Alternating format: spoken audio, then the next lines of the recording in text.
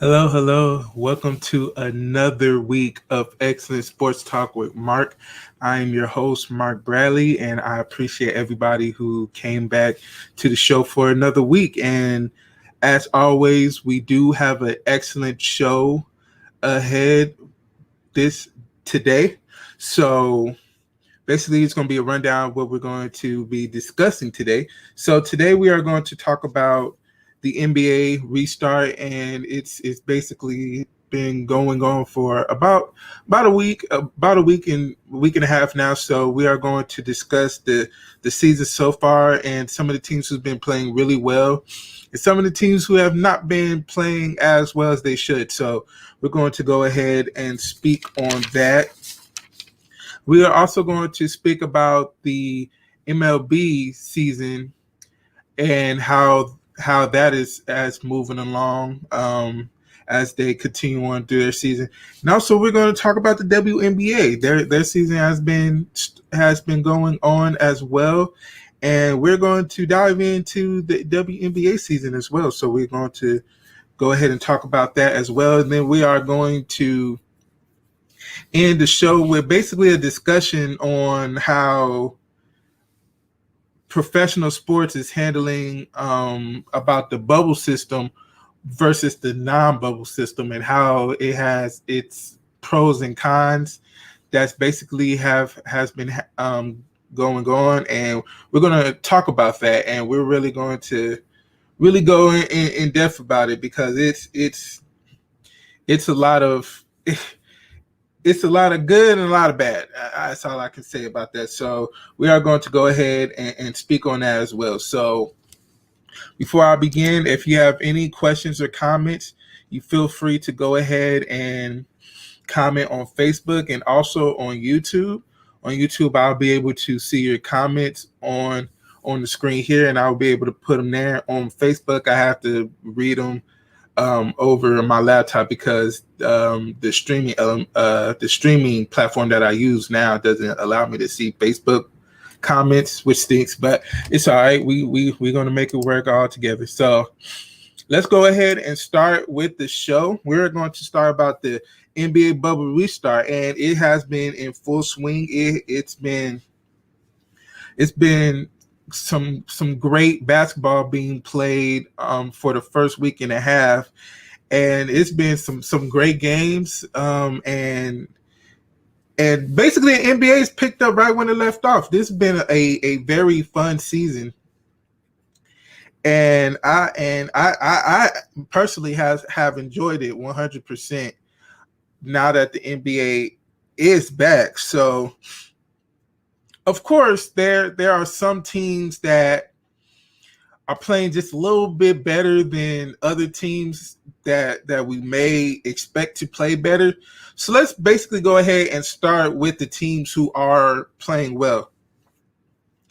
So one of the surprise teams that has been playing well in the bubble as of right now is the Phoenix Suns.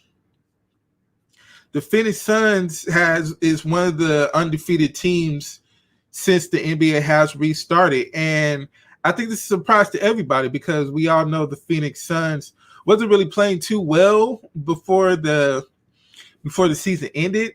So this was a great time for the Phoenix Suns to really refocus on getting back to playing great basketball, because in the beginning of the season they were playing really well and we were like, oh, okay, maybe this is a playoff team now. But then they kind of faded away a little bit as the season was continuing. And now that the season has started back up, they have been playing very well. I'm talking about really well. They have to be really tough teams because they're really fighting for the 8th spot, which is controlled right now by Memphis, and it's a really small margin. It's like 2 or 3 teams who are like close to getting that 8th seed. So these losses could really hurt a team. So the Pacers have been, not the Pacers, the Suns has been doing what they have to do to stay in the playoff hunt. And it's not like they've been beating, like, it's not they've been beating like easy teams. These are like really good teams they've been playing. So they beat the Mavericks, who everybody knows Luka Doncic is an MVP candidate, and he's been playing excellent basketball since the restart happened. They beat the Mavericks. They beat the Clippers, who's a top 2 team in the West, and it was an amazing buzzer beater by Devin Booker, who is an absolute star in the league. He just does not get the shine he gets because he plays for Phoenix, and they really don't get too many primetime opportunities like they are given right now. But Devin Booker is a star in the NBA. And they also beat the Pacers. The Pacers was another team who's been playing extremely well in the bubble, and they managed to beat them yesterday. And the Suns are doing everything that they can in their power to get to that 8th spot. And Memphis, it's really hard for Memphis to keep that spot. They play well enough. I wouldn't say they play really well, but they play well enough to get into that 8th spot during the season. But now it's tough. It's tough for Memphis to keep that 8th spot because these teams have a lot to play for at this moment, and Phoenix is playing like they want to be in the playoffs. Like they want to be in the playoffs. So Phoenix have definitely I kept my eye on Phoenix because they have been playing well. And then we're also talking about another team who's been playing very well, and that's the Portland Trailblazers. Now, the Portland Trailblazers was one of those teams that caught fire before the NBA season stopped because of the virus situation, and Portland was a scary team. Like they were starting to figure it out because Carmelo Anthony came like really late into the season, so they was trying to work themselves in, and also the Trailblazers had a lot of injuries, especially to Jusuf Nurkic, who's their starting center, and Hassan Whiteside did an excellent job filling in that role for him. And now he's on the bench, who's coming off the bench, and he's an excellent 6-man. That's a great problem to have, having Hassan Whiteside coming off your bench. And he's a starting NBA center for sure. And somebody's definitely going to want his services after this year if he decides to leave Portland. But the Portland Trailblazers was one of those teams, like I said, was catching fire. And they had a big win yesterday against Portland, who's trying to get into that 2nd seed, because between the 2nd seed and the 6th seed in the Western Conference is really close. It's really close. So, it could be some shifting around in the Western Conference. And Portland, I believe they're half a game behind Memphis, and they have been playing well. So Portland is one of those teams we really have to look for, and they're continuing to show why they're one of those dangerous teams I don't think anybody wants to see in the playoffs, because you had Damian Lillard, who's been a star for many years in the league. CJ McCollum is another great star. They have, like I said, Jusuf Nurkic, who's back from injury. Zach Collins, another player who was injured for the Portland Trailblazers, is back for them. A very athletic guy that does play well on defense and also can score a little bit. And then we have Carmelo Anthony, who's no stranger to the playoffs and who has a lot of heated battles in the playoffs. Again, I remember, watching those Lakers Nuggets series in the playoffs, and those were gladiator battles. Kobe and Carmelo was playing each other like nobody's business, and so Carmelo is no stranger to the playoffs. So he will be ready for the playoffs, and we have to see what's going on with that 8th seed, man, because that 8th seed is really close. It is really close. It is tight, and look, I'm all for it. It's going to be whoever wants it the most go in the playoffs, end up playing the Lakers. and you have to be on the lookout for this. You have to be on the lookout for this AC battle, because it's a good one. It's a good one. So we're going to go ahead and continue on with the struggling teams, and I don't think it's no secret on who I'm going to pick here, which is the Los Angeles Lakers. It has been a struggle for them. It has been a real struggle. Now, ever since they clinched the number 1 seed against Utah, when they beat Utah, Anthony Davis had like a great performance with like 42 points. It's been bad. It's been bad, to say the least. They played Oklahoma City, and they was blown out the gym, and then they played a back-to-back against Houston yesterday. It was blown out the gym again. And of course, LeBron didn't play, but I mean, even when LeBron was playing, they still struggled. Now, Los Angeles can't seem to hit a three to save their life. To save their life. Their shooting has been so bad since the NBA restart. It's embarrassing. It's very embarrassing for the Los Angeles Lakers team. Now, this is one of those weaknesses that we going into the season the Lakers would have. Will they have enough shooting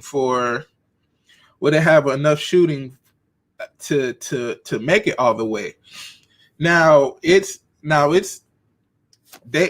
been masked because of Anthony Davis and LeBron James. Those two guys are so dominant that they cover up a lot of flaws that the Los Angeles Lakers may have, but it's not the same now. Okay, it is really bad.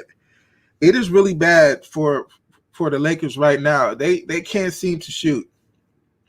And also, if you really think about it like this is 2 scenarios that I possibly could think of this struggle. Now, the team is not going to give their 100% effort. One, because they already clinched the number 1 seed, so they could lose the rest of the games. It's still going to be a number 1 seed, right? So that's one of those things that could be the case, right? And then number 2 is they're kind of working in a brand new team per se. Because Dion Waiters, who the Lakers picked up before the NBA decided to cancel their season for the little while, Dion Waiters didn't play too many games. He was injured, and then the game that he was supposed to play, they ended the season for a long time. And then they bring in J.R. Smith because Avery Bradley, who was originally with the Los Angeles Lakers, decided to opt out of not playing in the NBA bubble because of his family. He wants to be mindful of his family's health. So J.R. Smith is still trying to find his legs under him, because both of those guys didn't play in the NBA before the NBA restart, because Dion Waiters was suspended with the Miami Heat, then ended up getting traded to Memphis Grizzlies, and then Memphis just let him go, and then Los Angeles Lakers picked him up. Then the season stopped, and J.R. Smith didn't even play the whole season until now. This is it. It's like his first couple of games in the NBA season this year. So basically, they're trying to find their chemistry again, and it's not working out for the Los Angeles Lakers as of right now. And people are very concerned.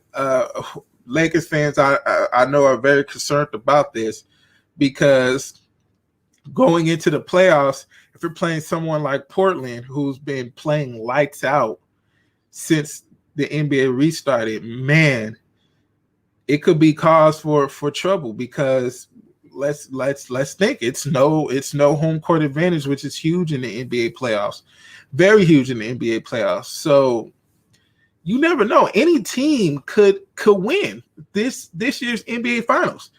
I truly believe that any team could win the NBA Finals this year. And so the Lakers, they have to figure it out. They have to figure it out. So, and then let's talk about these other teams who made it to the bubble, which had no business making it to the bubble. Sacramento and Washington. I don't know why they're there, but they are. Sacramento have not won a game since the NBA restarted, and it's like, come on now, Sacramento. We all know about Sacramento. They haven't been a really good team since the Chris Webber days back in the early 2000s. They have not been a good team for an extremely long time, and I guess they was okay enough to still be in playoff contention, but we kind of all knew what was happening here. So Sacramento has not won a game, and then Washington it was another team was like, I guess, we have to put them in because they're still in playoff contention, but they was on the brink of not making it. So I guess the NBA was like, hey, we have to put you in the bubble because you're still in playoff contention. But we all know that Washington, it's basically fate for them. They're not going to be in the playoffs at all. I mean, the East is basically set. I mean, the East, we all know who's going to be in the East. The West is a lot more competitive as far as from the 8 to 12 seeds that are still in the bubble.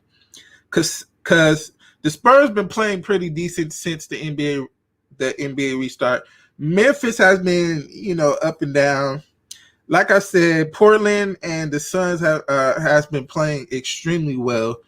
So it's competitive to get into that 8th seed, and also New Orleans. New Orleans is in there, another team that's trying to make it, and their bubble has been up and down.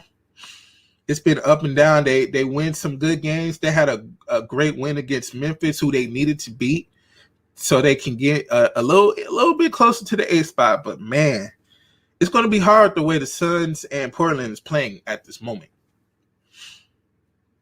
But they do have the opportunity to play that play-in game, that play-in tournament. So if you're still close to the eighth seed, the 8th and 9th seed will play each other.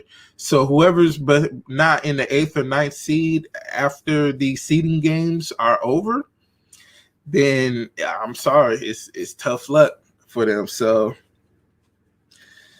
yeah, the NBA has really had some drama since it came back, and it's good. It's been good for the sports world because we miss sports so much, and just to come back to all this good drama of trying to get into the A seed. Then we have some of the top teams not playing that well.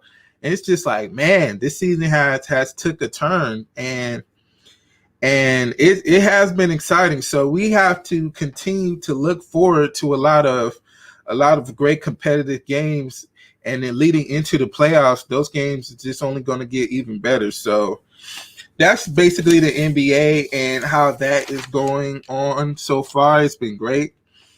So we are going to continue on with the MLB season and the MLB standing. So last week we basically did begin to talk about some of the teams who started really well off the gate, and it's been more games played. It's been another week since the MLB has been having games, and so we definitely want to go ahead and look into the teams who are starting to get a further lead into their division, because some teams are starting to separate themselves from being great and from being good, and those teams who are bad. There are teams who are bad, but we're starting to see who's going to be that team who people have to look out for. So let's go ahead and begin on that note. We're going to begin with the American League and the American League East. So far, the Yankees are currently winning the division with a 9-3 record. And we talk about this all the time. The the Yankees, we all knew that they were going to have an excellent season. I mean, the Yankees are loaded, great pitching, great hitting all around. It's going to be hard to not see the Yankees win that division. The next best team in that division is the Tampa Bay Rays, who's only at 5-7, so they have a losing record. And if you're in second place with the losing record, then the rest of the division is not good at all. And I think one of the big shockers to me is Boston being the last place team with the 4-8 record.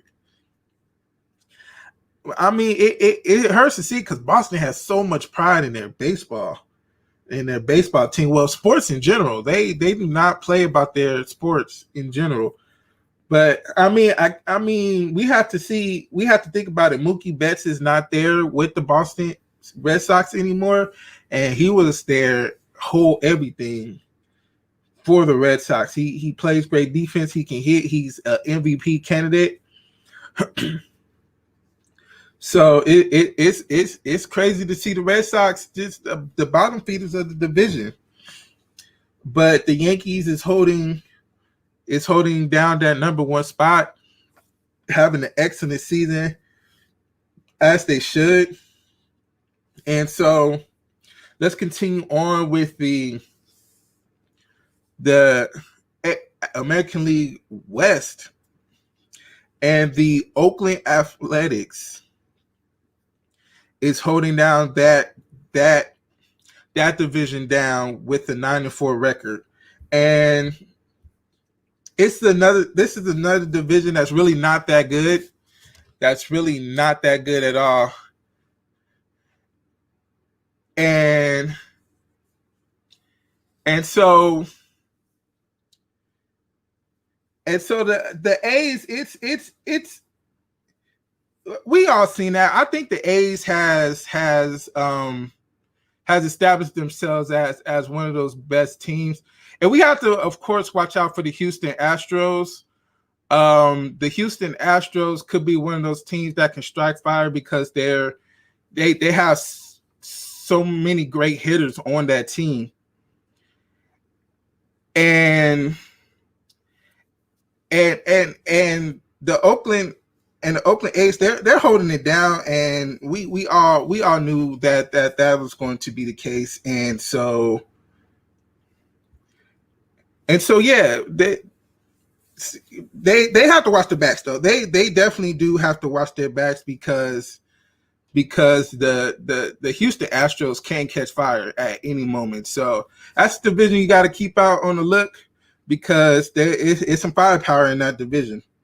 So we are going to go ahead and continue on with the AL Central, the American League Central Division, and the Minnesota Twins are catching fire with a 10-3 record, one of the top teams in the MLB so far. And I said this. I said this from the beginning. We talked about it last week because Cleveland was holding down the division. The Cleveland Indians was holding down the division. But I said, look out for the Minnesota Twins, because that is a great team. And it's a great underrated team that people really never pay attention to. And the Twins just took off. And don't get me wrong, this is a great division so far. It's one of the best divisions in baseball because the Cleveland Indians are still above 500 team with the 8-6 record, and also we have the Chicago White Sox who's at a 7-6 record. So this division is pretty tight right now. I mean, anything can happen. You never know, especially with baseball, because losing streaks happen so often in baseball. And you have to watch out for this division as well, just like the AL West, because anybody can take control of that division. But for right now, the Minnesota Twins is holding down that division, and I can see them maintaining that division. And and making sure that they continue on with this success going into the playoffs. So that's basically what's going on in the American League. I still think the Yankees are the cream of the crop in the American League. But hey, you never know with baseball. Things could change drastically. So we are going to go ahead and continue on with the National League. So now the National League is a little different, especially with the National League East. So Miami is still in control of the division with a 6-1 record. And the Braves, the Atlanta Braves, have a 9-5 record. Because Miami did not play majority of their games due to many of their players and some of their staff catching the coronavirus, they're still number one in the division. Now, when they play their double headers and they catch up into the division, in the division, it could be a different story.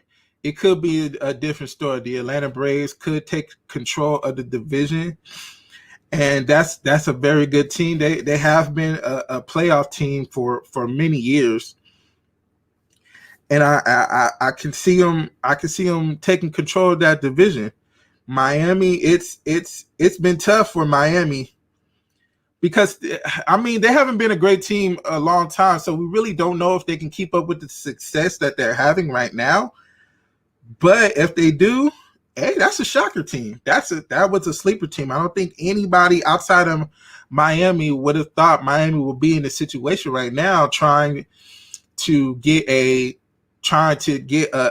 division. But it's still a lot of games to be played. We have to see the Braves Miami battle going down the stretch, getting closer to the playoffs. So we got to see which team takes control of that. And then we also going to talk about the National League Central right now. And it's another one of the best teams in the MLB, which is Chicago Cubs. And it's not a surprise again here. Chicago Cubs has been a great team for many years. Like I said, since they won the World Series, they managed to make the playoffs a lot, but they ran into some tough Dodgers teams that they couldn't get past the hump and getting back into the World Series. But it seems like they are making their move now. And Chicago Cubs are playing great baseball. And we talked about the Brewers, the Chicago Milwaukee battle that usually happens in the division. It doesn't seem like Milwaukee is holding true to the form that we're used to them having. They've been having a tough season with a 5-5 record, and the rest of the division stinks.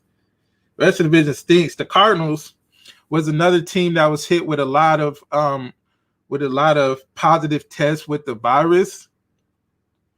So they haven't played too many games. So their record is only 2-3. And then the Pittsburgh Pirates is the low man with the 3-10 record. So this division is really not good at all. I mean, it's the Cubs versus everybody else, and the Cubs are doing what they need to do to do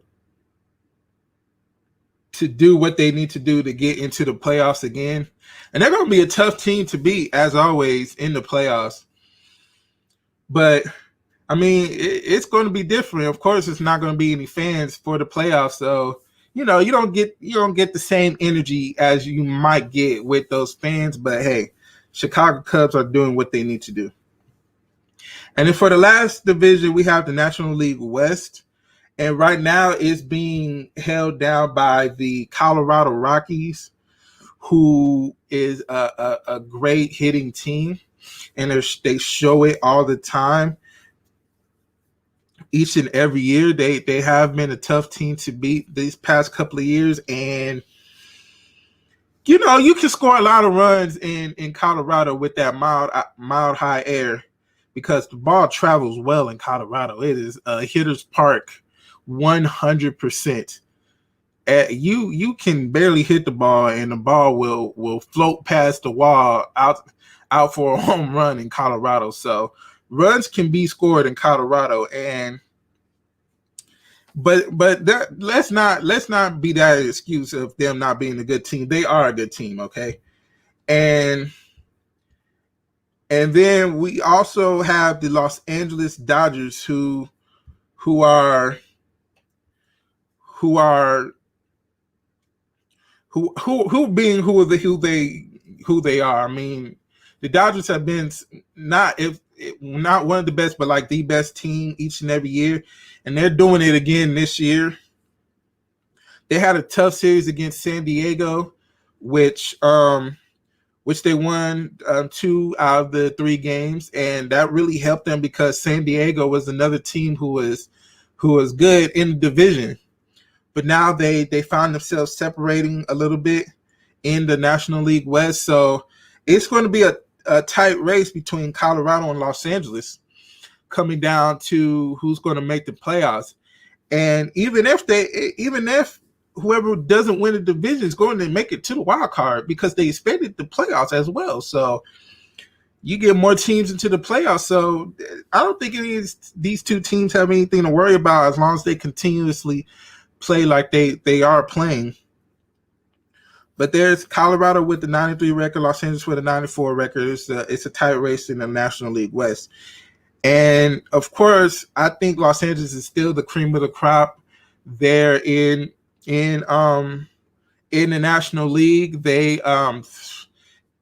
have amazing hitters. Pitching could be a little suspect. Pitching, especially their bullpen rotation, it could be a little suspect at times, especially when they come down to the playoffs.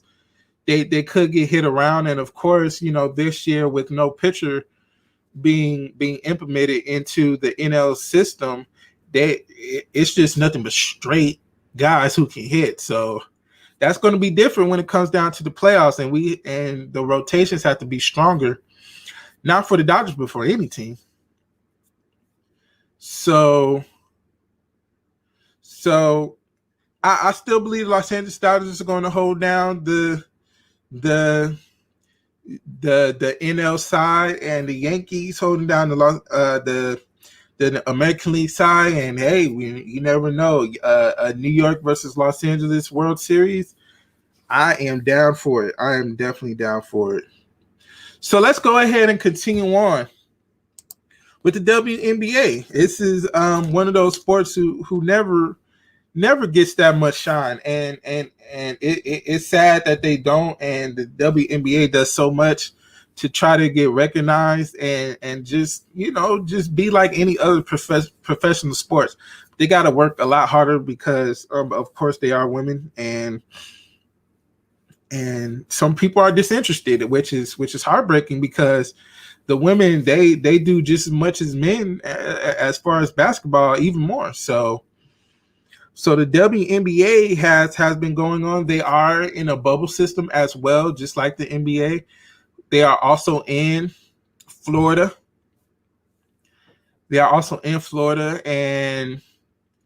And they are implementing a bubble, and it's been good. It has been good.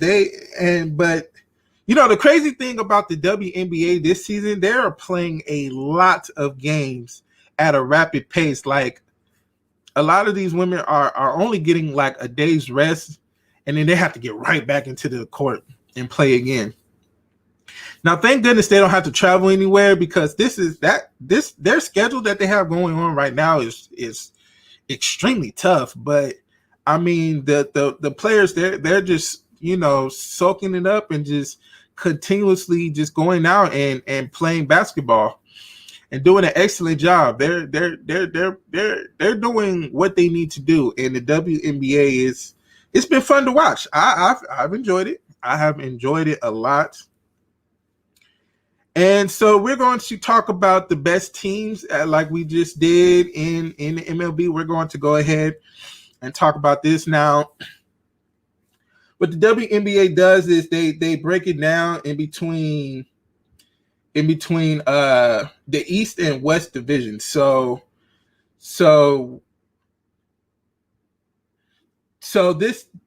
basically this is how they formulate their season. And so we're going to start with the Western Division. So we're going to go ahead and Seattle Storm is officially the best team as far as WNBA is talked about. They're the best team in the WNBA right now, and that's no surprise. The Seattle Storm were champions, not this year, but the year before, and their team is loaded. Is loaded, and unfortunately, last year they had a lot of injuries to their star players, and that hurt them throughout last season. But now everybody is healthy, and they are playing amazing basketball right now. And then who's coming in the second spot is the Minnesota Lynx at a 4-1 record. And again, that's not a shocker because Minnesota Lynx year in year out is a tough team to beat. And Minnesota loves their basketball. The WNBA, oh my gosh, they get so many fans, especially when it comes to like playoff time. The WNBA loves Minnesota, and Minnesota loves the WNBA, and they play basketball great there in Minnesota. They put together a great team, and they're showing it. And then we also have the Phoenix Mercury at a 4-2 record. This is another team who was hit hard with injuries last year, especially Diana Taurasi, who's one of the best players in all of WNBA. She has been for years. She's been playing like 10, 15 years plus in the WNBA and doesn't seem to be slowing down at all. She can play, she can shoot. And then Brittany Griner is there, and they also added Skylar Diggins-Smith, who was an excellent player. She didn't play last year because she was off due to pregnancy, so she didn't play the whole year. Now she's back, she's feeling good, and she's playing well. And the Phoenix Mercury is doing an excellent job staying true to their form and winning games. Then we have the Las Vegas Aces, who's a physical team. They have a very physical team. They could have been way more physical if their star player, her name is Liz Cambage, she's not playing in the bubble. She decided to opt out for her health, and Las Vegas Aces could have been way more dominant. That's another team that's really good with the 3-2 record. And then we also have the Los Angeles Sparks, who's another great team with Candace Parker, who's been a great player for Sparks for many years. We have Nneka Ogwumike, who's an MVP candidate. She's a great player. Then we also have Chelsea Gray, who's a great point guard. And also they could have had more firepower with Christy Tolliver, who played for the Washington Mystics, who did win the WNBA championship last year. She decided to come back to the Los Angeles Sparks, who was her original team before she went to Washington. She decided to opt out this year and decided to not play in the WNBA season this far. And so the Los Angeles Sparks have a 3-2 record so far. So the Western Conference seems to be loaded right now. Then we also have the Dallas Wings, who's last in the division with a 2-4 record, which is tough because it seems like the Western Conference has so many good teams, man. So many good teams. So we also going to continue on with the Eastern Conference. And we have the Chicago Sky, who's holding down the Eastern Conference so far with a 4-2 record, who's an extremely good team who gets up and down the court really well. They're a fast team, man. I see them play, boy. They are a fast team. Then we also have the Washington Mystics, who was last year's champion, as I said before, with the 3-2 record. Then we have other teams that's kind of struggling. The Eastern Conference is a little bit at struggle mode right now. We have the Indiana Fever, who's at a 2-3 record. the Atlanta Dream, who's a 2-4 record. The Connecticut Sun, who was a great team last year, only has a 1-5 record. And then we had the New York Liberty, who's another great team, who usually is a great team. Only it was winless right now with the 0-5 record. So we're going to continue to monitor the WNBA season as they continue to play these games at a rapid pace. They're going nuts right now, but it's been no complaining. They have been doing an excellent job with the WNBA, and we're going to see at the end. We're going to see at the end what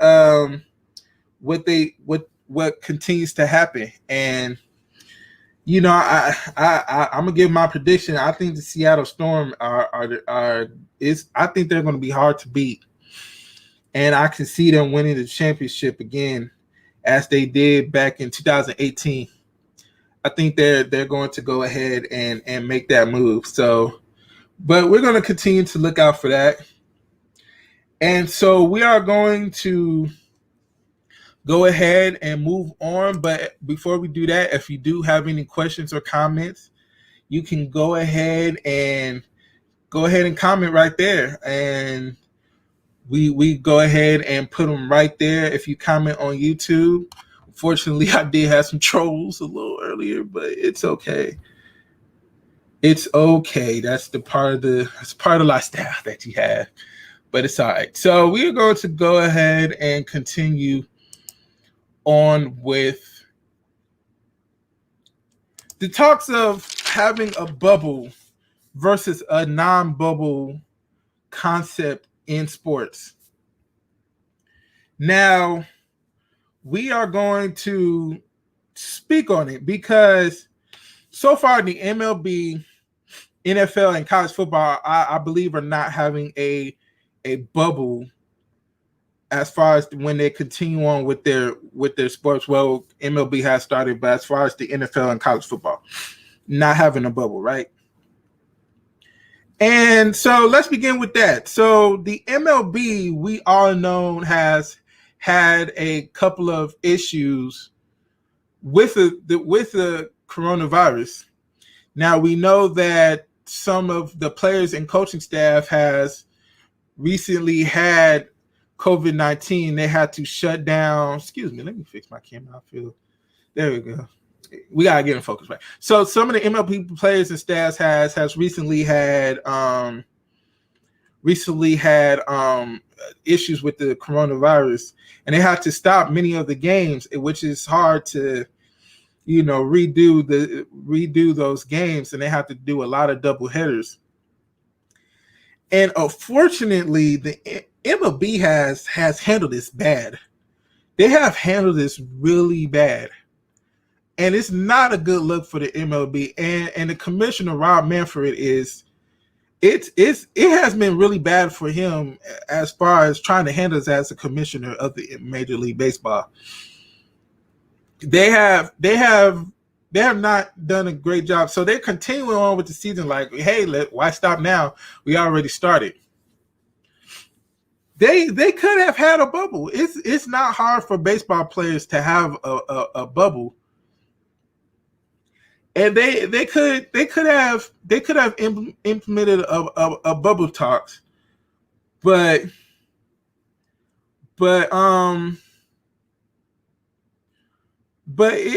it's not being handled well, and a lot of players is like, look, if this continues to go on, like what do we have for to look? What are we looking forward to? Do they just cancel the season? Like, look, it's not worth it for these players to compromise their safety just to end their league, just to keep the league going. Excuse me. I don't think it's worth it at all. So the MLB has not been doing an excellent job at all as far as handling this COVID-19 situation. And so this leads into the NFL and college football, right? So the NFL, they're not going to have a bubble system. They're gonna go ahead and continue on. They're going to travel and Okay, we have a comment. So we was going back to the WNBA. Everyone was excited about New York Liberty, but they had too many rookies and a lot of injuries. Yeah, which is unfortunate because usually the New York Liberty is one of those teams you did not want to play because New York Liberty is a physical team. They are not one of those teams you want to see at all, and they will weigh you down all the way until the end of the game until you're tired and it's like, golly, I don't want to play. I don't want to play anymore. The New York Liberty is one of those teams that will weigh you down and take control of the game. But yeah, New York Liberty, they have a lot of things to figure out. It's a tough season for them so far, which is shocking to me. So let's continue on. So the NFL and college football are not going to have a bubble system. They're going to continue on the regular way, but of course they're not going to have any fans. So they have came up with that. There's going to be no fans. They're not going to, compromise the safety of the fans. So they're going to go ahead and not have it. But look, the NFL is a contact sport, right? And they're going to hit each other. And look, social distancing is non-existent in football. It's not happening. It's not happening. So how's the NFL take necessary precautions to keep their players safe?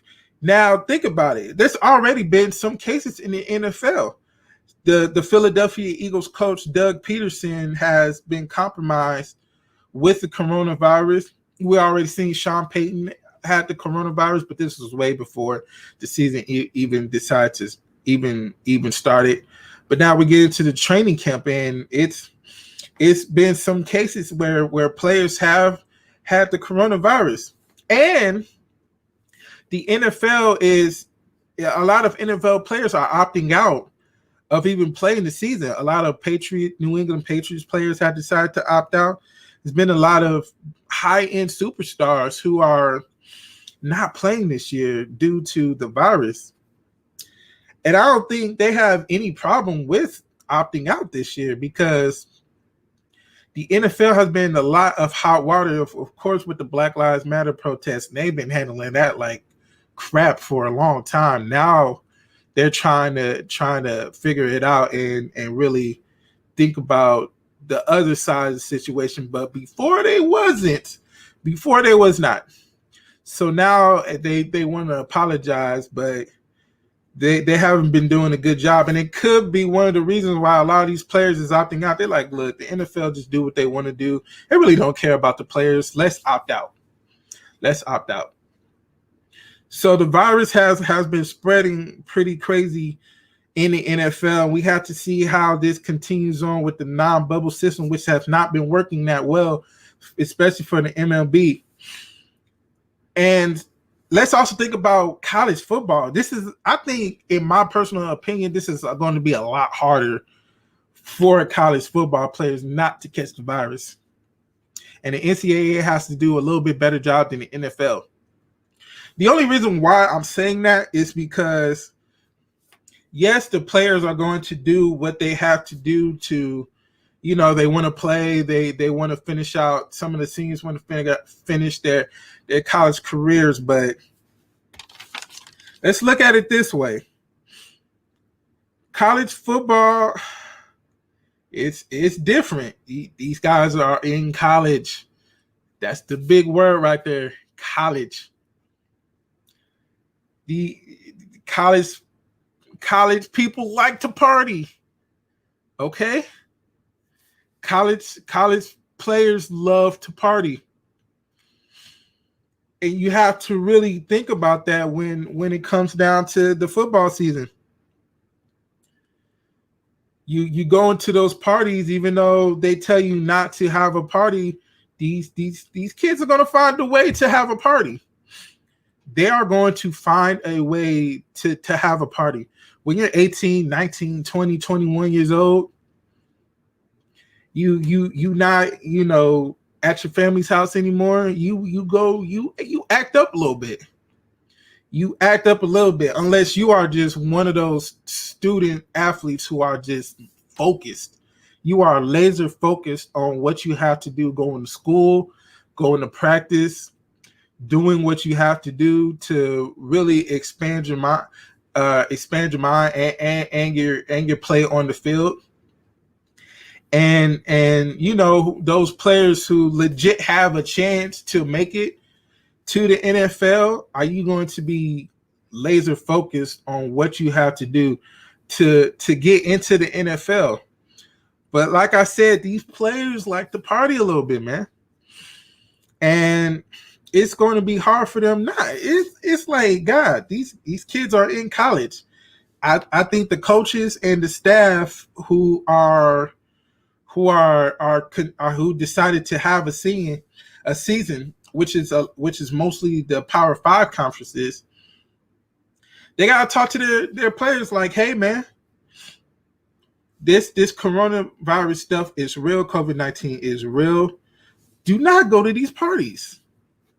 Do not go to these parties. Do not get close to anybody. Do not go outside without a mask if you're going into a large setting. And we can do this. And we can go and we can have a successful season. And it's hard. That is really hard for all these college programs to keep a lot of these players in line, because these guys they like to go out. I'm gonna keep saying it. So the staff, maybe the seniors who's been there for 4 years, who's been through it all, they're like, look, man, we gotta talk to these freshmen who are coming in. Say, look, we gotta stay focused. We gotta do what we gotta do to go out and get these wins.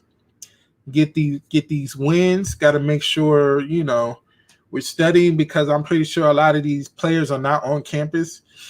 Well, I mean, the players are on campus because they have to be there. That's one of the risks of, you know, being a college athlete. You got, your schedule is not the same as a normal student who's just going there just to get their education. Student athletes go through a lot more than normal students, so they're doing a lot of sacrificing for the football season. And you know, a lot of players who are from out of town who committed to schools who's not in their hometown, I know it has to be a lot harder for them who have to get up and move halfway across the country just to play football. And it's going to be tough, since they're not going to be in bubble. They are going to travel. I mean, it's good that they're playing in conference schedules, so they don't have to go a far way to play football. So basically, if you're in California, you're going to play. You're probably not going to go anywhere farther than maybe Arizona or Oregon. That's probably the farthest you probably go. Maybe Oregon. So that's a good thing for the players, but it's going to be scary. This non-bubble stuff has not been working, in my opinion. And let's look at this. The NBA and the NHL, the National Hockey League, has handled this very, very well. Very well. The NBA and NHL got this right. And the soccer, Major League Soccer has got it right. They have had no cases of the coronavirus since they implemented the bubble, and they have started playing games. It has been no signs of the virus, and they handled this well. This is very successful. As far as, you know, being in professional sports, and we're talking about the NBA, which is a fairly contact sport. We're talking about the Major League Soccer, which is another kind of contact sport. And the NHL definitely is a contact sport. They love to fight in the NHL. So they have handled this well. They have handled this really well, and it's a apply to them. they really decided that this is a great approach to have, and they got it right. They got it right, and I wish that the MLB would have done this instead of them having to travel all across the world, because a lot of these guys have been traveling. You know, I've been watching some of the games. I mean, as far as, Dodgers have to go out to Houston. That's a far travel. That's not, you going to, San Diego playing, your in division games. That's a far move. And the MLB is not really taking that into consideration. They could have had it to where everybody's just in one place and they just play. They just play in the bubble. Everybody is safe. Everybody is not sick. It would have worked out. So I applaud the NHL and the NBA, the MLB, and also the WNBA, those professional sports who decided to take the bubble approach and progressed, and they're just moving along smoothly. They are just moving along smoothly with these games. Everybody is safe, nobody is sick, and hopefully that does continue. So it's scary to really think about it, especially with the NFL and college football coming ahead. Now I think it's going to be a little bit better for the NFL because these guys are older. These guys are older. These guys have been has been through it all, and of course they want to, keep their money because if you do opt out, you don't play, and you don't play, you don't get paid, which is pretty crappy. But for somebody who's a rookie who wants to, who needs the money, because rookie contracts do not go too far in the NFL. It's like those second contracts you get when you play maybe 4 years in the league. Those when the money comes in. So it's a lot of these rookies that have to play in the NFL. So we got to hope that they're safe. We got to hope that the college football players are safe. They have to really stay laser focused on what they want to accomplish as far as going ahead winning games, and make sure that their studies are straight because they are on campus.